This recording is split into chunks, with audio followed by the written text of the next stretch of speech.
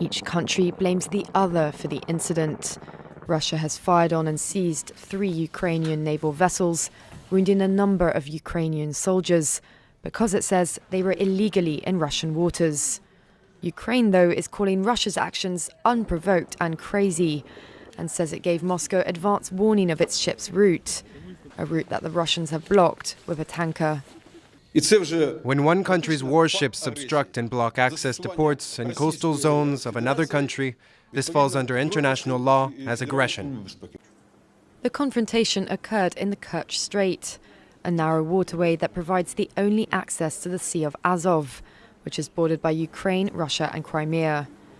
Tensions were already running high after Moscow built a bridge connecting Russia to Crimea across the strait, following its annexation of the peninsula in 2014. Kiev alleges that Russia has begun inspecting all vessels sailing to or from the Azov Sea, and is using the bridge as part of a creeping blockade of Ukrainian ports. Russian politicians claim that Ukraine is deliberately escalating its long-running conflict against Russia. Crimean leader Sergei Aksyonov has blamed the incident on Kiev being a puppet of the West.